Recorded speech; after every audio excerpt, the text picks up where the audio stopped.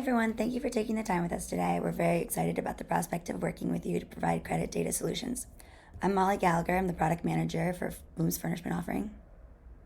And I'm Eo Bisrat, senior engineer and tech lead for the Furnishment team.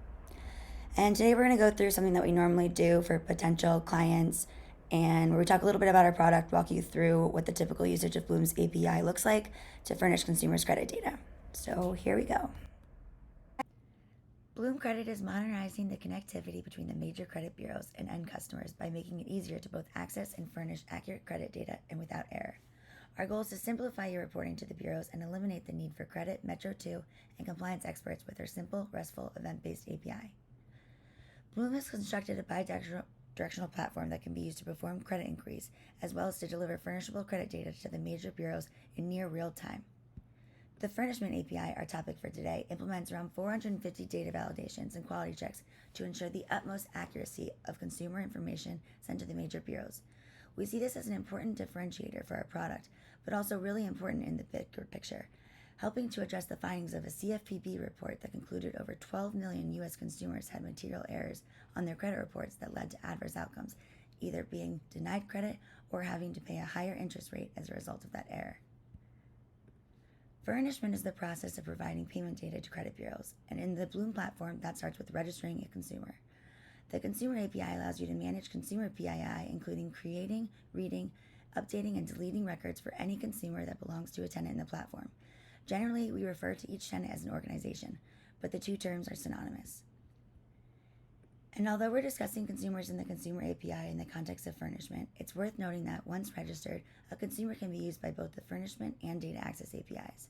So if your initial use case with Bloom is credit inquiries used for decisioning a credit product, and then you want to start furnishing the data, the consumers you registered for data access are already available for furnishment.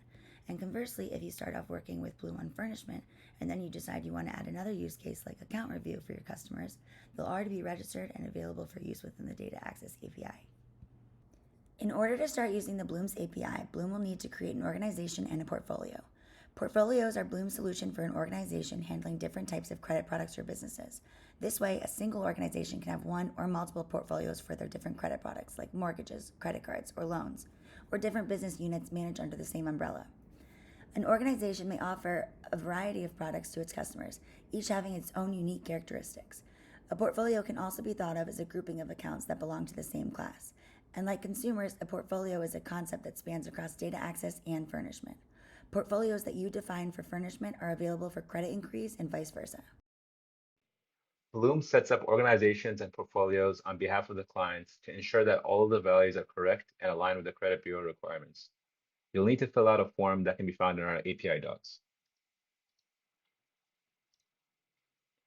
In the form, you'll need to fill out some of the following fields, such as org name, portfolio type, and org ID, which is only relevant if you're an existing partner. Otherwise, we will generate one for you.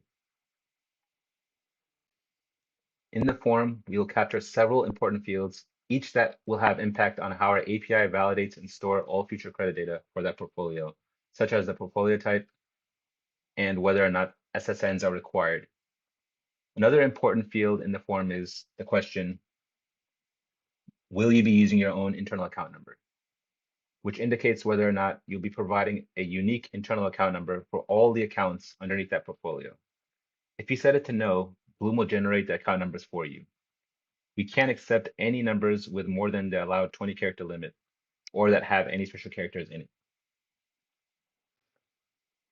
After you have your org ID and portfolio ID, Bloom will provide you with a set of credentials, the client ID and client secret, which will give you access to the furnishment service. In order to make requests to the furnishment service, you'll need to hit the authentication service auth endpoint to generate an API token.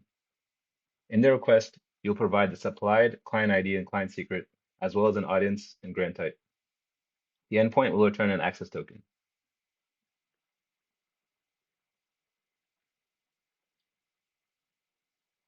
You'll see here that I saved this in a variable called Consumer Hub Access Token. For all my demos going forward, I'll be using this token to make requests to the furnishment endpoint. Once you've completed the API authentication setup, you can start registering consumers within Bloom using the Consumer API. When an organization sends a consumer to one of its products, the outcome is the creation of a new consumer ID and its related accounts. A consumer represents a single, unique, real-world human being, but consumers can be affiliated with multiple organizations within Bloom. Here I will show you how to create a consumer within our core API. Some of the notable fields that are relevant to Furnishment are Social Security number, which you'll have to provide either a valid 9-digit SSN or a valid date of birth to use for Furnishment. In the portfolio creation form, if you put that you do require an SSN, you'll need to provide that SSN, otherwise it will fail during the consumer account creation process. You'll also need to put a name, first name, last name, and an address. We accept a list of addresses within an array. You'll just need to make sure that one of them is primary. By default, the first one listed is considered primary.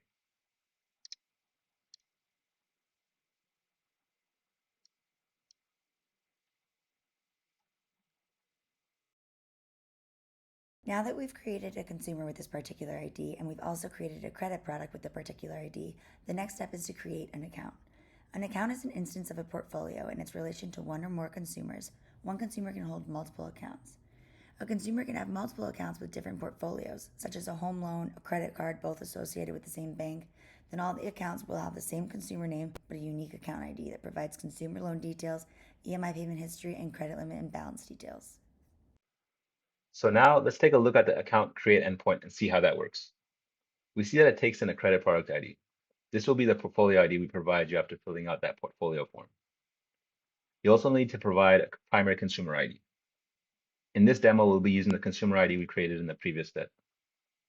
As you can see, we also accept a list of secondary consumers, which will also be reported as part of the account if that applies.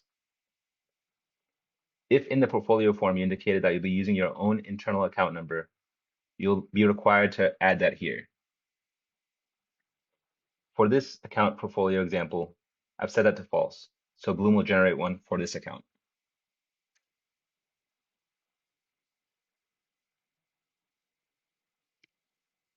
Now that we've created the portfolio, consumer, and accounts, we can create a statement to report and furnish the data. Statements are submitted for each account within a reporting cycle, and the payments from the account holders are included within the statement accordingly. That statement will include customer, account, and payment details. So now let me showcase how to create a statement using our API. First, you'll see that you'll need to provide an account ID. I'll be using the account ID from the previous step. Also, we can see that there are several fields on the statement we collect, such as the current balance, days delinquent, credit limit, and scheduled payment amount. One important field for the statement is the statement date, which is essentially the date at which the snapshot of the account was taken. Not every field here will be reported in the Metro 2, and several other fields are calculated internally.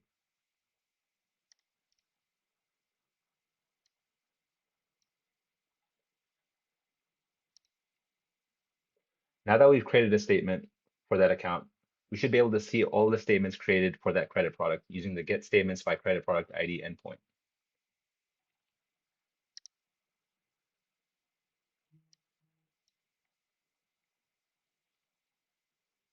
To wrap up, we've now shown you how to create a consumer, create an account, create a statement, and view statements based on a single portfolio ID. Some other but notable capabilities Bloom offers are several account events that indicate some level of account status and/or derogatory information, such as charge-offs, account closures, deletions due to fraud. In addition, we offer the ability to report consumer events such as bankruptcy. And that's the basics of how to use Bloom API to furnish data. If you want more detailed information for interacting with our APIs, check out our development documentation on our homepage found here.